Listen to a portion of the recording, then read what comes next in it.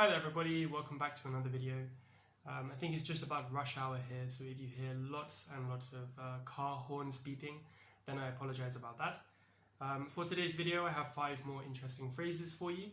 I've numbered them in reverse order, so hopefully I'm not going to get them wrong. I suppose anyway I can just change my comment afterwards. You guys don't know what the order is. Anyway, so before I begin, I'd just like to remind you that in the first comment underneath the video, I'll write down each of the 5 phrases. So while you're listening, if you're not sure exactly what I'm saying, please check that comment. And yeah, please do write your own comment below the video if you'd like to try and make your own sentences. And if you do, I'll be able to give you some feedback if you make any mistakes or if you do a good job. Finally, yeah, please do share this around if you know anyone who might find these useful. I'd be really grateful for that. So number 1 is one which just came up in my last class just now, and it is to spur into action. That's spur, S-P-U-R. Now, this one I don't know too much about riding horses as I've never done it myself, but at least what I've been told is that boots used to have spurs on the back of them, which you would kick into the body of the horse to make it start moving quickly. So this idea of to spur someone into action is that you do something which makes them start to do something else, right? So I might be spurred into action by a phone call, you know, maybe I was just having a leisurely walk home, and then my brother calls and says, oh, you know, I've broken a glass and I've cut my hand, can you help? And I'm going to suddenly run home as fast as I can. So his call spurred me into action, kind of like how a horse rider might spur their horse to move faster.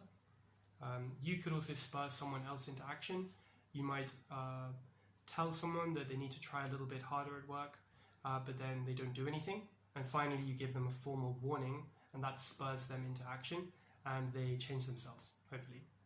Number 2 is a nice phrase, which is to take it upon yourself to do something.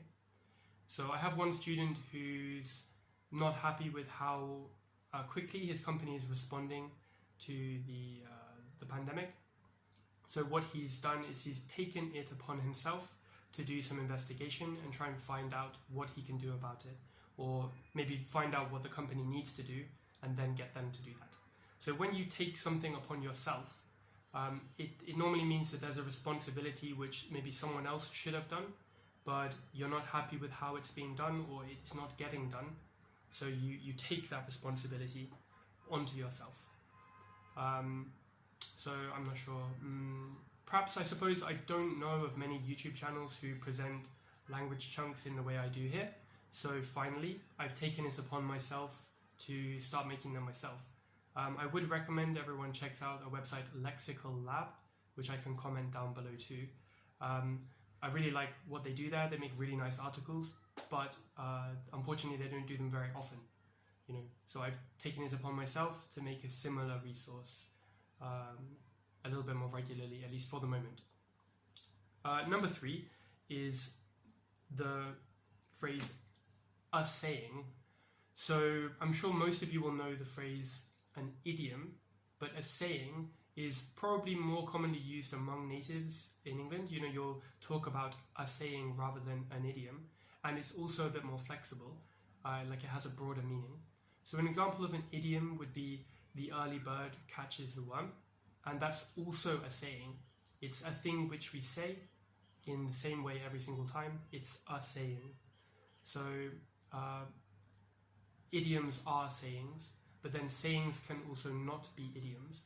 For example, I could say my imaginary friend Ben has his own saying, which goes, the early bird loses vital hours of sleep, or the early bird misses out on REM sleep, right? So that's kind of a joke. It's a joke based on an idiom, and it's his own saying. Yeah, so the word saying is useful because you can use it to talk about maybe, I suppose, even mottos or phrases that people use to give advice, but which are not actual idioms which everyone in the culture might know. So you can talk about your own saying, I have a little saying, or my dad always had this saying.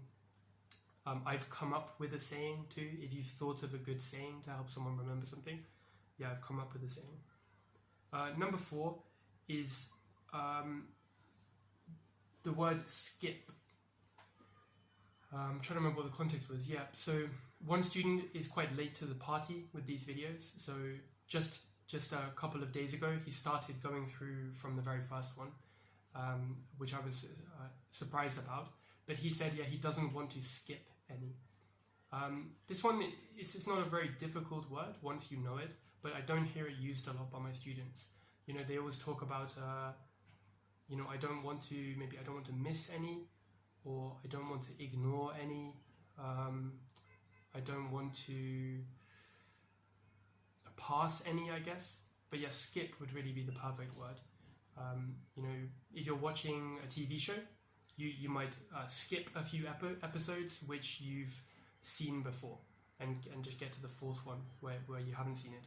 Or maybe someone might tell you that episode 3 is bad or not worth watching, so you might skip it. You say, yeah, I'll just read what the story was online. So yeah, when you skip something, then there's an order, but you don't go through them in order. You jump over or ignore one of the ones in the way. And the final one for today is in charge of. Again, this might be one that some of you know, but it came up today. So as an example, when I used to work at a restaurant, I would be given different tasks depending on the day. So some days I might be in charge of taking delivery orders. Other days I might be in charge of porting food out of the kitchen. Other days I might be in charge of welcoming guests at the door and seating them at tables. So when you're in charge of something, it just means it's your responsibility. It could be temporary though, you know. Today you're in charge of blah, blah, blah, as I was at the restaurant. Yeah, so I'll make another example there. And maybe if you'd like to make a comment down below, this would be a good one. You can say, or you can tell me what you're in charge of in your job or at your company. Okay, so that's everything for today. I'd just like to finish by reminding you that there's a comment down below with each of the 5 chunks. There's also a Quizlet set in the description where you can go to review, practice, study all of these chunks and my other ones too. And I would definitely like to reiterate, I recommend the match and test games in particular. Match doesn't take very long at all, and test really checks if you remember the answers. Alright, so I hope you enjoyed that and see you next time. Goodbye.